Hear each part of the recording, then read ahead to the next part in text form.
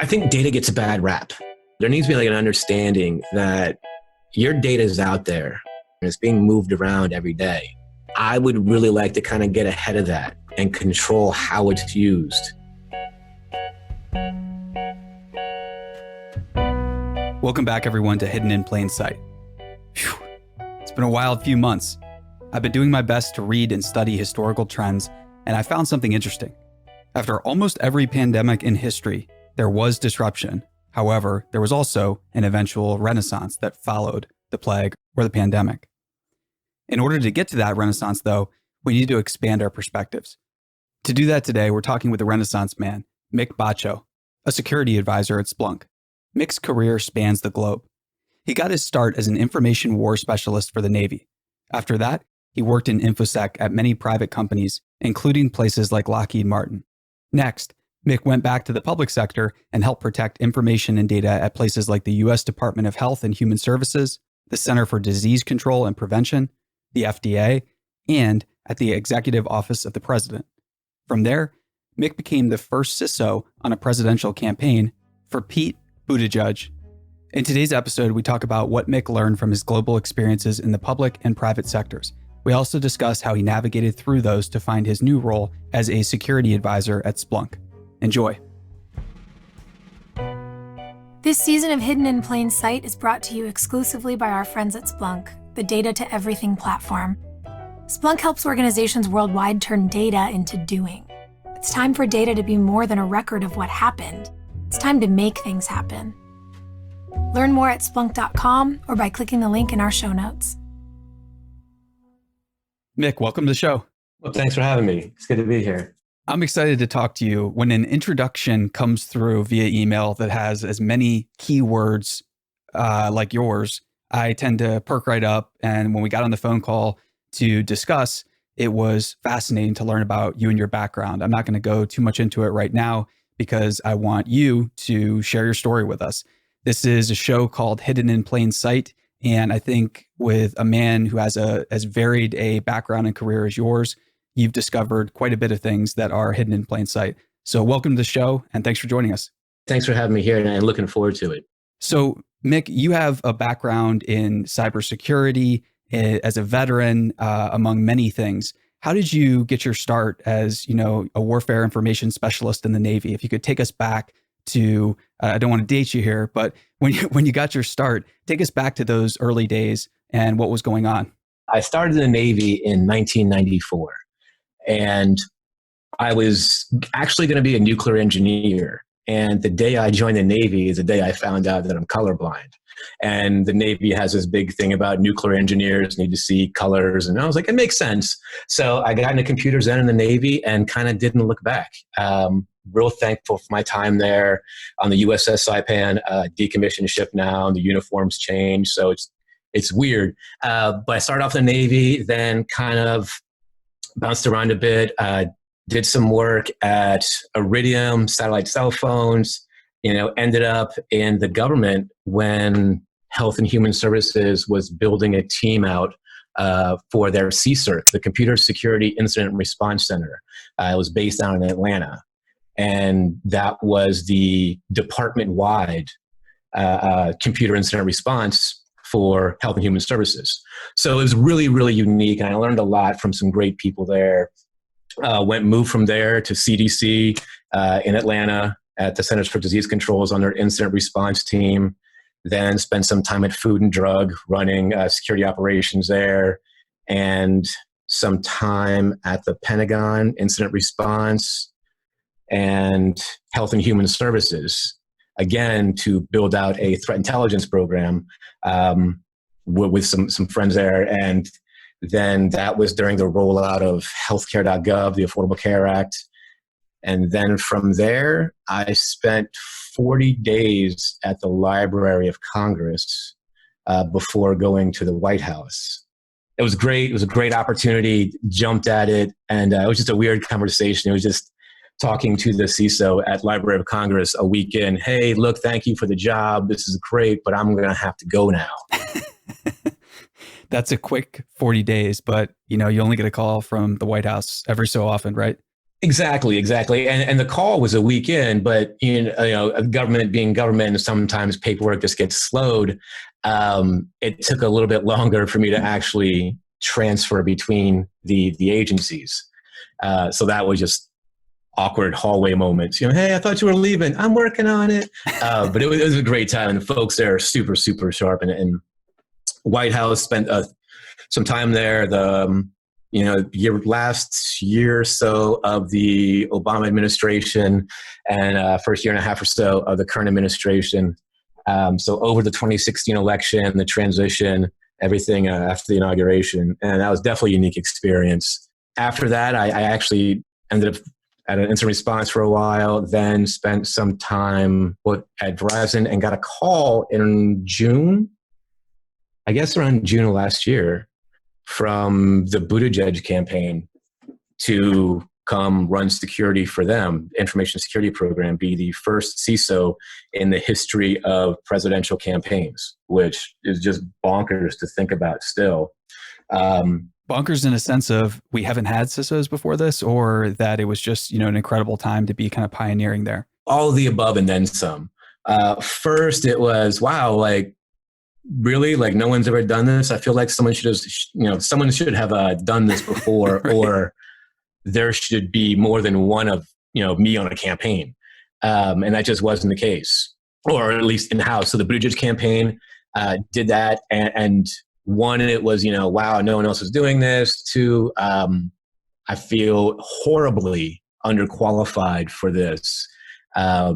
It's a pretty big thing. And to have that, on your shoulders, it was just a lot of pressure. I think mostly put it on myself, but that's kind of what you do, get in your head about it. And man, I'm not qualified for this. I'm not good enough for this. But, talked to a lot of friends, and they were like, look, you got called for a reason.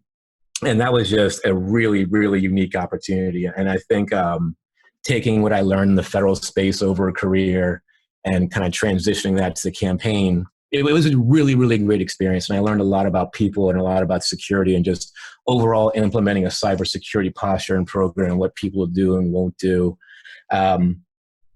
You can look in the paper, Google it, and Google me and hit news. And my departure wasn't as quiet as I would have liked it to been, but things happen the way they happen. And I'm over at Splunk now, and I'm really, really thankful to be over here. My first introduction to Splunk as a company was when I was down at the CDC in Atlanta. And I had a really good friend come over to Splunk about 5 years ago and watch the company grow and all the really cool things they're doing. I was like, yeah, man, I'll come work over here. I'll do that. It's awesome. So here I am. So it's a really, really great opportunity being a security advisor here, just kind of helping folks out, solve their security problems. And age of data. I can't think of anything around me that doesn't emit some kind of data, whether it's my phone, computer number 2, computer number 3, tablet, just all the nerd stuff around me that just generates some kind of data. And I don't think that's going to go away anytime soon. So being able to figure out how to use that, it's one of the things I'm really, really looking forward to doing here. It's a massive problem, to say the least, or opportunity, however you choose to look at it. Mick, I'd really be curious to take us back to, the campaign you were working on. And you mentioned that you learned a lot about people, as well as just, the security world in general, or maybe everything that you had learned before kind of coalesced into the security work you were doing for the campaign. But let's start with people. So, what did you learn about people as you stepped onto that stage in a more, public facing role? I think one of the things I learned most on the Buttigieg campaign, when I say people, I mean internally, running a program and just how that bounces on people and how that lands and working with others in a way that I just generally hadn't been used to because of my government role. The Buttigieg campaign, full of fantastic staffers, and it was a pretty progressive campaign. And my idea behind, I don't do politics. I've been really, really clear about that, mostly because I think I'm just too ignorant to understand political views and debate them. So I just generally don't. I have mine and I care about them, but whatever you believe, whatever gets you through the day, that's awesome. But one of the big things was that I learned, and it's really, really weird because I grew up, military brat, joined the military. So very traditional, roles of masculine and what those mean. And the big thing for me on the Buttigieg campaign was pronouns. Like that was a completely new thing to be in an environment where it was just, hey, look at the end of your Slack profile, it's an option, put your preferred pronoun behind it. And that was just a weird thing for me because I didn't have any experience or understanding of it. And the folks I talked to, I was, I felt a bit Archie Bunkerish. I was a bit older than most folks on staff. So I was like, hey, look, my questions, I want to be real clear. They're coming from a place of ignorance, not anger or division or anything like that. I just don't get it. So someone explained it, what it means. And like, yeah, Mick, you got a he, him, and that's your jam. And you project that and there's no question, but you doing it, putting it in your profile might make someone who's not as comfortable, to put it in theirs. And I never looked at it from that perspective before. And just, it really resonated. And I was like, oh yeah, it does make sense. And just learning small things, just about how different people have lived. And, I've always valued those experiences over a lot of other things, just, interacting with people, learning new things, and just how to kind of be more effective in the workplace and how to communicate more effectively in the whys. The whys have always been a big thing. And I think that was really, really great there to learn. I love that. When you were, at the campaign, you were there for about 7 months. That's a really dynamic environment where, every single day there are stories being published. There's a lot of real-time information. As CISO of something like that is, heavily focused on messaging, on PR, how do you go about, managing all of that that's, consistently coming out? And what was your philosophy as a CISO, on the first CISO in the history of presidential campaigns? How were you building that up as you went? I kind of put everything into 3 big buckets, and like what I can worry about, what I can't worry about. When you look at the whole security spectrum when it comes to politics, you really have the discourse manipulation part, the IO campaigns. That is, I can't do anything about that at all. All right. That's more folks that are smarter than me are handling that problem as best they can.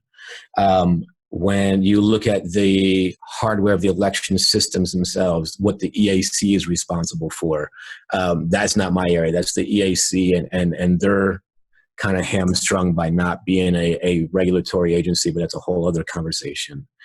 So me, it was just the internal cybersecurity of the campaign, are the emails we're sending out getting in secure? Are phishing emails getting stopped? Are we encouraging people to set up to multi-factor on all the things they have, and just kind of be more cognizant of not just cybersecurity, but operational security, communication security, just all those different things that kind of coalesce into keeping a presidential campaign as secure as it can be. Because part of the job is, you're a campaign. You want to reach as many people as you can and tell them about how great your candidate is. So that's kind of the hard part, is reaching as many people, but being secure about it. Sure.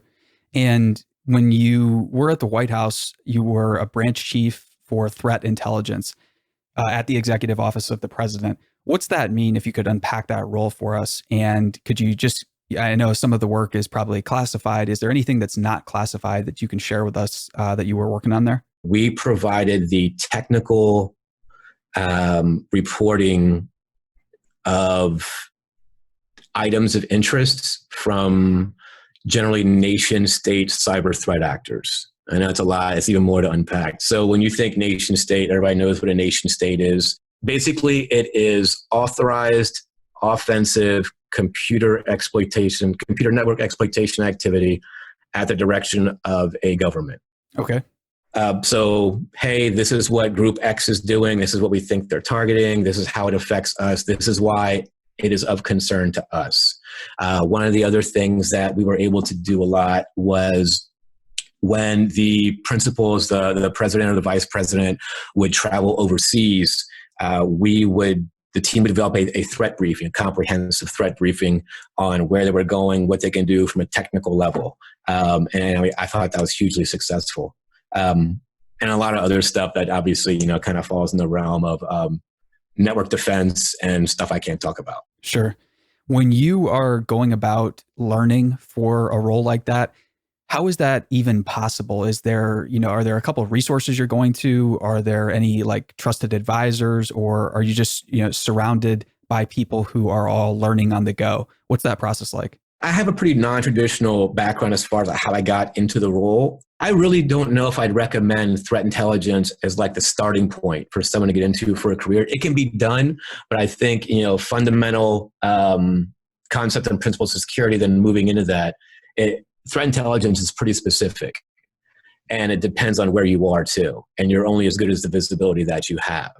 But as far as getting into security, I think there are just an infinite number of resources out there that will help you kind of figure out what you want to do. I think the biggest thing with security is figuring out what you want to do inside security, because it's so broad. So many different things you can pivot on, whether it's a blue team, your network defense folks, your red team, your offensive penetration testers, engineering folks that, development. There's so many different facets to get into. So I think kind of figuring out where you want to go and finding someone, hey, look, this is what I want to do. I think Twitter's a great resource out there, and just find that group that kind of meshes into what you want to do and get those resources. I think in information security, people do want to help. And I think there's a growing number of organizations and groups that kind of connect you to the things you want to do. Right. So is your group now, there's a lot of folks at Splunk you're working with. How do you go about kind of like keeping that group fresh and maintaining your, your conversations with them and everything like that? Now, mostly online, text, Slack, email, things like that. Before, it was just, it's really the social networking aspect. A friend of mine calls it the meat space. The conferences we go to, the conversations we have, the things we learn, the talks we attend, the webinars we watch, the chats inside there. I think just the soft skills, the meeting new people, that will take you as far, if not farther, than the technical skills in your career, is just the people that you meet along the way. Like, I've been in security for a long time, and the folks that I remember, coming up with are now the Cisos at, pretty large companies. And it's just amazing to watch the career growth and progression of your friends. It's really great to see. So I think your social network, your soft space, maintain that and keep growing that as much as you can. When you are going through your career journey, and like when you're thinking about it now, from that 30,000 foot view, or however you want to think about that, you have a lot of experience in both the public and the private sector. Often we're like told to think that they're very different entities, or they're just, entirely different ways of thinking, of doing things. Did you encounter a lot of, major differences? How should we be thinking about like the difference between public and private work these days, when our lives are increasingly, relying on technology, on digital communication? Did you see a stark contrast between these two spaces, or are they slowly becoming more similar? I think they're slowly becoming, I do think they're slowly becoming more similar. And the biggest thing that I've noticed, and I've kind of been on the soapbox for a while, is I think the ongoing failure of the public sector to address like a work from home environment throughout the course of my career really has hamstrung them. Where in the private sector, hey, look, you're going to be at home. And I think the federal government is catching up really quick, just by, virtue of they kind of have to. But I just don't think they were really ever going to adopt that. And I think that's the world where we're moving towards. So I think they have gotten better. I think it's also a maturity thing. I think in the public sector, it's definitely a more mature security stance in a lot of areas, Whether that's too rigid or not is another conversation, but I think that framework is there in the public sector at a more mature level. My experience in campaigns, I think political campaigns are the same, when they're definitely ready for cybersecurity. I think they want that need. I think all companies do. I think all people do in general. You want to be secure in what they're doing, but don't make it complicated and don't make it hard for me to do my job. For sure. And that's the balance of cybersecurity in general, is that operations to security, finding that middle ground.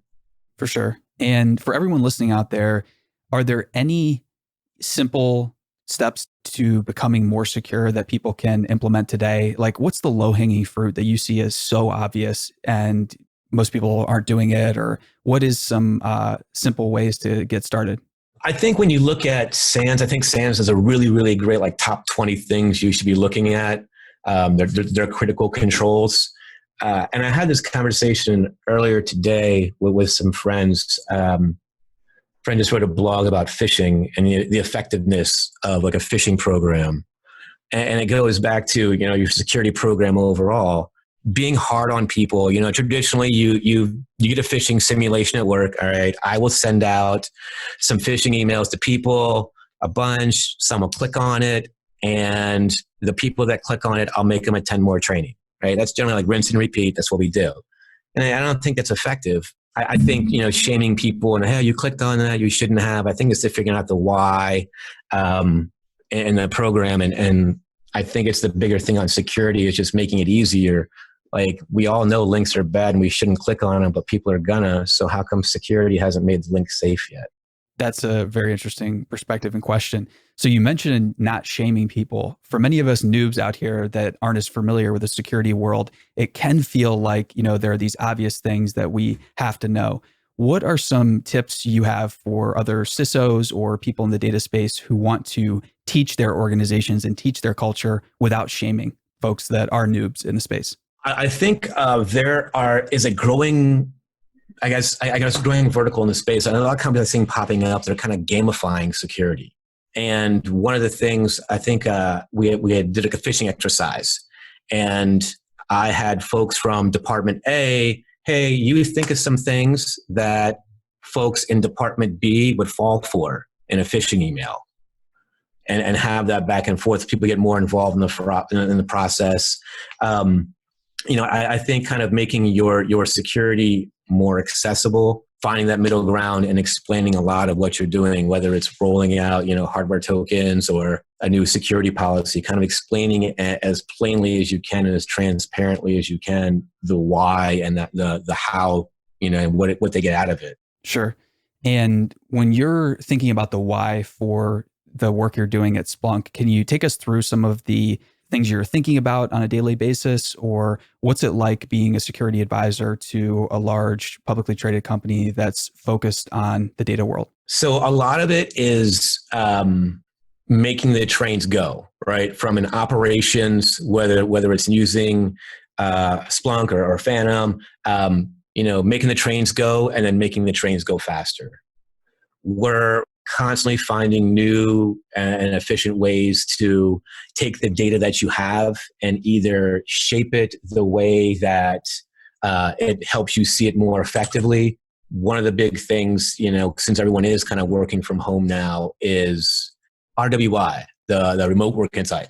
Basically, hey, look, here's all your stuff you're seeing at home, all the data that the network engineers are seeing, and I can kind of look at that at one centralized place, and this is what's good, this is what's bad. And it's a high-level overview, but I think it's really, really great the things that you're seeing we're able to do with data.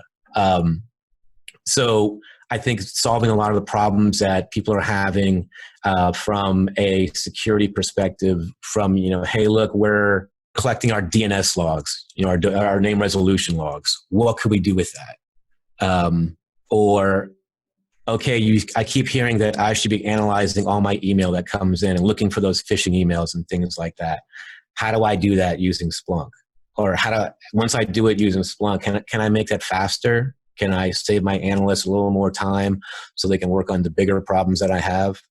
I like it because it's a new problem set all the time. Mm-hmm. they're all security problems, but it's slightly different variations on, hey, I want to solve this. How do I do that? And having that knowledge and that background from years' experience has been super helpful. And I think I've done a pretty good job of that. I'm looking forward to doing more. Very cool. And I think it's really interesting. You're a veteran. I have a soft spot. I am one myself. And for veterans in the technology world, what are some perspectives or advice you have for veterans who want to navigate into the tech world or maybe just become more successful? They're already in it and they want to take some of their knowledge that they've learned in the military, or maybe just like a capacity to embrace the suck and start employing that in the tech world. Any tips for them? Yeah. If you find a company out there that you want to work for, odds are there's a veteran that works there too. Or reach out to that, or they might even have a program specific to veterans. I know there's tons of groups out there that aren't attached to any specific company or organization. They're just, I want to help veterans become cyber professionals. And those exist. And I know specific companies have those same programs. And if you can't find one, find me, hack me on Twitter and I will set you up. Any veterans that are out there that are looking to get in the cyberspace, there's definitely opportunities and programs out there. And if you can't find it on your own, find me and I'll help you out. I love that. Mick, what are some of the big learning experiences you had in the military that you still take with you or you think about on a day-to-day basis, or maybe just, every so often in your current role? Anything that you're meditating on? So I was in the Navy. I was on an amphib, LHA. It's an amphibious assault. It was me and around 2,000 Marines. And it takes around 2 weeks to cross the ocean because you do what's called gator squares. So in that 2 weeks, you're kind of staring at water. You learn a lot. You kind of reflect.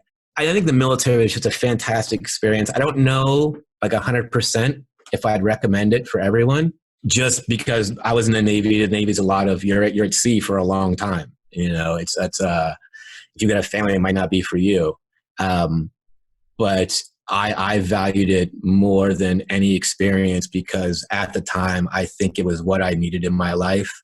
And I still keep in touch with some of the guys I served with, and to watch their careers grow. I think that sense of camaraderie and teamwork, learning that at a young age in the military, I think has really, I hope, allowed me to instill that in others. And my role in the military, I was a computer nerd and in a relatively new computer nerd field. So I hope I was able to teach folks and be able to carry that forward. I think the experiences I had were super unique and super amazing. I got to see parts of the world that I ordinarily would never go to, mostly because they're port towns that the Navy can visit, and I wouldn't go there for vacation. That's a whole other thing. Now, I'm really, really thankful for the time there. I think the camaraderie and I think the discipline. The Navy's honor, courage, commitment, it kind of sticks with me. So I guess the core values really kind of instilled and carried through. Definitely. Yeah. The Army, different place, but the acronym, leadership, the core values are always relevant. And I find myself thinking about them from time to time. Right. That's going to stick with you forever and ever. Right. You can't really escape it. And there's always these stories in your career that kind of map to each letter of the acronym that you think about from time to time. So Mick, when you think about building that camaraderie in the world of private companies and the security space, what things could the security or data industry, maybe just the tech industry as a whole, be doing to kind of foster a more, fun culture? How do we take some of that camaraderie and esprit de corps that you and I probably both felt from time to time in the military? How do we bring that to other people in the tech world? I think data gets a bad rap in a lot of ways, just because there needs to be some kind of, I don't want to say reckoning, but there needs to be an understanding that your data is out there, whether it's your phone, whether it's your computer, whether it's your tablet, whether it's any social media or email account you have, your personal data is out there and it's being moved around every day. I would really like to kind of get ahead of that and control how it's used and put limitations on how it's used. You're going to have a Gmail account, right? You're going to use Google in some way. You're going to use Microsoft in some way, but that giving them carte blanche access to your data is kind of just, it's a little off-putting. Sure. So maybe setting up some boundaries is like the first step to getting to a more like some type of esprit de corps for the industry? I think so. I think like data collection is a thing that happens. Your data is going to get pushed around these companies. And I think establishing that sense of trust, like, hey, we're not going to screw you over. Like, we're going to make a couple bucks, but like, we're not going to, here's our line. Right. And as long as that's defined and accepted and understood, then we can all kind of move forward and have a better understanding of, hey, we're all in this together. I think there are bigger things when you look at data to worry about. When you look at like the arguments against encryption, or the CARES Act or things like that. I think everyone who's in the data space, as soon as they hear that, everyone's on the same page. And I think being able to keep that momentum would be super great. I'm open to ideas. Sure. And when it comes to your thoughts about where the tech industry is headed, are there any bright spots you see on the future? I mean, so often we fall into this trap. It's easy in quarantine, right? Of doom and gloom or pessimism. What type of bright spots do you see on the future of the tech industry? I think the research, like the doom and gloom part, I get it. It's a global pandemic. But when you look at the research that's being done towards the pandemic, and the pace that's being done and the advances being made at such a quick pace are really, really impressive. That's only going to get better. I think when you look at technologies that are moving forward, I think we're going to see a lot of the adoption of virtual, like I guess augmented. I think us being at home a lot, I've seen a few conferences pop up now that are in VR. Strap on your Oculus, sign up, go do that. I think we'll see a lot in that space. I think you're going to see a lot in machine learning, AI.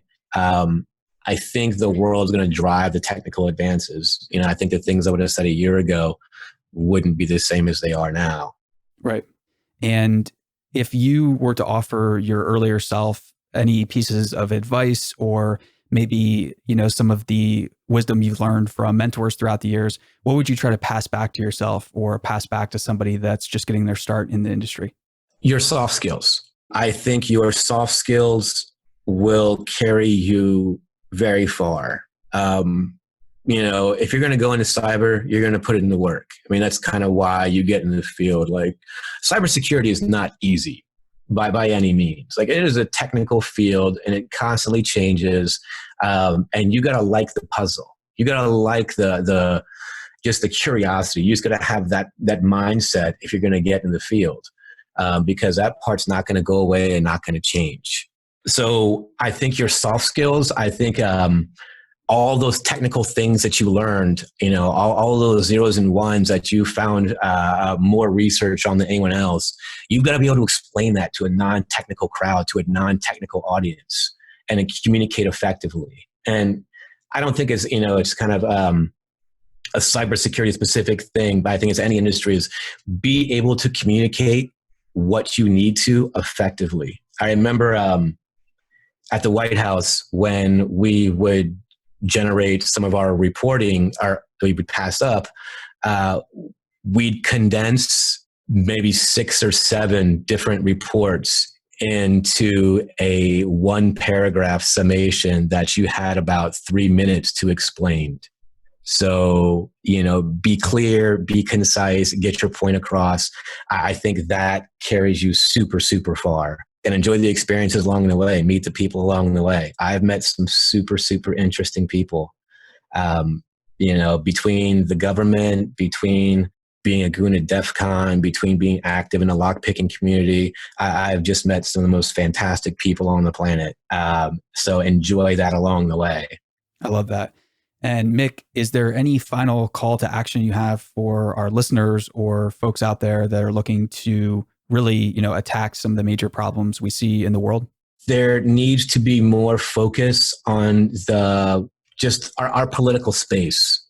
And it's hard to get cybersecurity in politics without making it political.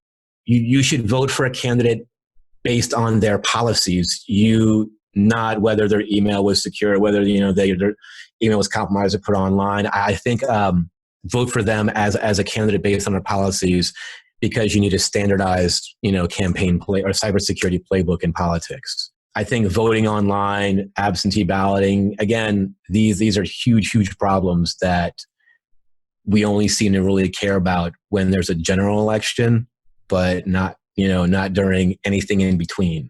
Right. At the local level too is where you can, bump shoulders and get to meet some of those fascinating people that you alluded to and, really move the needle. So, but that's the thing, right? Like you can elect the president. That's great. But the pothole at the end of your street, president not going to fix that. Exactly. So your local level, get more involved. Odds are your candidate that you might like can't afford cybersecurity. They just don't have the money. If you've got that talent, volunteer, help out. Our election systems themselves, again, like I said, I don't care who you vote for, just go vote, but figure out now who you're going to vote for, how you're going to vote. In November, you might not have the opportunity to go vote in person. So if you don't, do you know now how you're going to vote in November? Powerful words. And it's been awesome talking to you, Mick. Thanks for being generous with your time. And to everyone listening, we will see you next time.